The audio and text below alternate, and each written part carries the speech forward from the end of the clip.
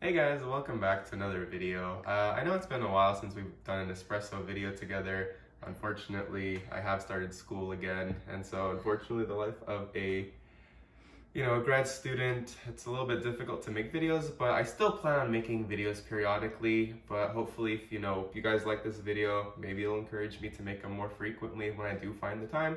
But as you can see, we are definitely in a new place. I'm back home, or I'm going to school. And still need coffee. We're always going to be tired, and we definitely need coffee. So this is just a 2-month update of me making a espresso with the Breville Bambino. So I'm just going to kind of show you guys maybe just like a few things that I've honestly picked up and collected here, or just kind of like makeshifted, and just an update on just how things have been going in terms of the progression of making espressos. So as you guys all know, let's start by turning on the machine. So the one thing I've realized is in order to make really good tasting coffee, if you make it with a cold portafilter, I've noticed that the flavors actually do kind of become a little bit convoluted. So what I like to do is actually have the water first off to make the group head heat up and to also make the portafilter. So I like to make the one-shot button.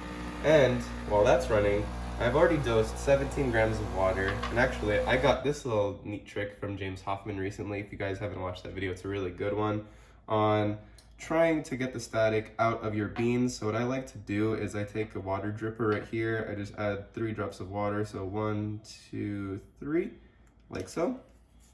And what I like to do is I just like to give it a good shake, just to distribute the water equally into my cup.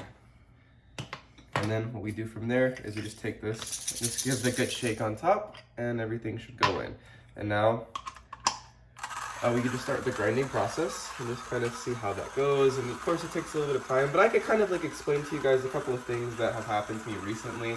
So unfortunately, I know you guys have actually liked the scale a lot, and unfortunately, due to some misfortunes, it ended up breaking, but not due to the fault of the scale. By any means, it was a great scale.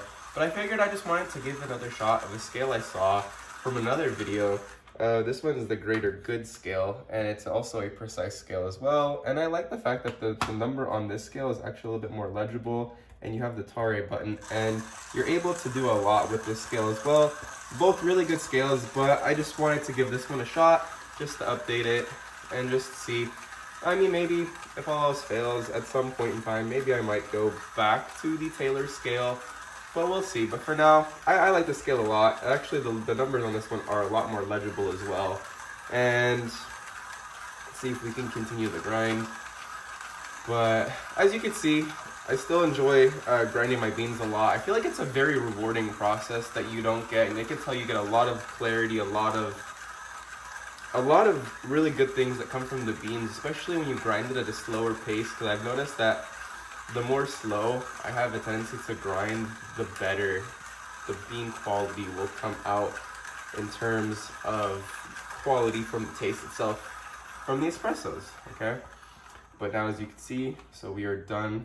Again, just give it a good shake and to know you're done. And just, I like to give it a good couple of taps. And as you can see here, I still have the water in here just to kind of heat up the group head and the portafilter, so I just have that ready. So we're gonna put that off to the side like so.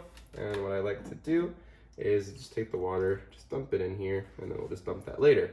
So then after that, what I like to do also is just give this a good wipe. You don't want a wet portafilter when you're pouring in your coffee. And actually another really neat little thing I got, and my cousin actually, he has a 3D printer, and when he found out that we could actually find the schematic for this, we were actually both really excited to try this out. And this is kind of what it looks like, and it fits really well and does the job for what it does. And it was a really cool gift. I appreciate him for giving it to me.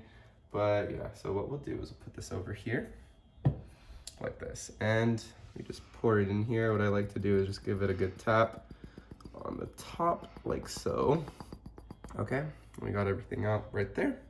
So we'll put that off to the side. And actually a really neat little trick that I've learned is actually I took a couple of paper clips where you make a wise distribution tool, where I was looking this up and I figured, no one's really made it this way, where you take the edges of 3 and you just tape them together to another clip, and it does a really good job of distributing right here. And so I just like making things. I feel like it's really rewarding when you could kind of do things yourself like that. And it does a really good job of distributing the beans.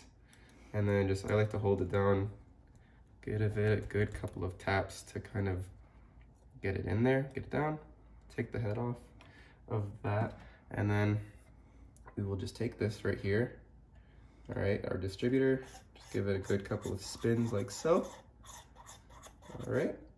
And then what we'll do is we can just flip it around, press it down, and give it a good couple of spins again, like so. And then just clean off all of the excess coffee from the top, okay? Now, what we can do is we just put this in here like so. And actually another really cool thing that I started to do as well is where we have 17 grams in, and I like to, I know it's a little bit of a clearance issue with this mug, but it's actually, this is the Ember mug. Actually, this was also another gift. Honestly, guys, I'm really fortunate. I have a really cool family who actually have embraced my coffee habits.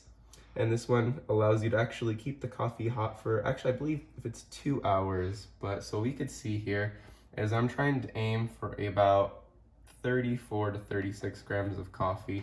And so what I'll do is I will just press that button right there to get the espresso going. We could pull the shot. Yeah. And while we're doing that, I actually have my milk right here ready to go. What actually I like to do, just to kind of distribute, I like to take the syrup, believe it or not. And I actually like to pour the syrup into the milk a little bit, just to give it more of like a nice texture. So I feel like it flows evenly with the milk when we do heat it up. And so while that's running, put all this stuff off to the side right there. And I'll also put this right here. And right there, we have yielded about 34 grams of coffee right there. So that's pretty good. For 17 grams, we get 34 out. I think that's a really good shot. So I could show that to you guys right there. And that's what the shot looks like inside of the cup. Okay, so now we're gonna put this off to the side. And actually, I've been learning a lot in terms of like frothing.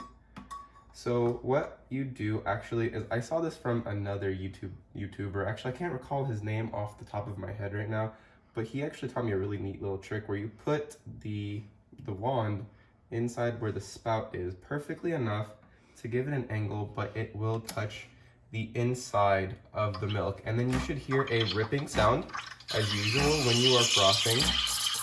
And what it'll do is it will roll the milk on top of itself. And it kind of acts as like a Bambino Plus in a sense. But what you are, the difference is you just keep your hand here in just terms of a guide.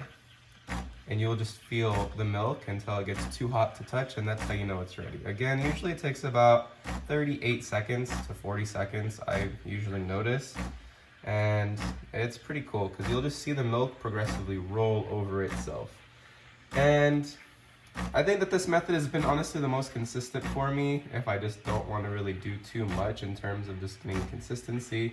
But sometimes I like to do it myself, but I think that this is a pretty neat little trick that I honestly thought was pretty useful, and maybe you might find useful as well, where you don't have to pay the additional $200 to get a feature that kind of is correlated to the Bambino Plus. Okay, and as you can see here, here's the milk, so we'll just pound all of the bubbles out. And you can kind of see the texture that we're getting from this milk right here. Okay, and we'll just give it a good couple of swirls like so. And then, so what I'll try to show you guys is just how we're gonna get the milk. So what I'm gonna do is I'm gonna pour the cup up to the side like so. We'll give it a good couple of swirls like so. We'll bring it in close. And then we'll pull up and out, as you can see here. And this is kind of a progression, guys, to see kind of like what my skills have been like pouring a latte are. As you can see, not the best, but definitely a big improvement, I feel, for 2 months. And of course, the biggest test of them all, see how it tastes. A really good cup of coffee. And I feel like this machine's been really good, really consistent. And I feel like with those few tricks that I've honestly picked up on, this machine is capable of some really excellent lattes. And thank you guys, and I appreciate this. And thank you for tuning into another video. Appreciate everyone. Thank you. Have a good day.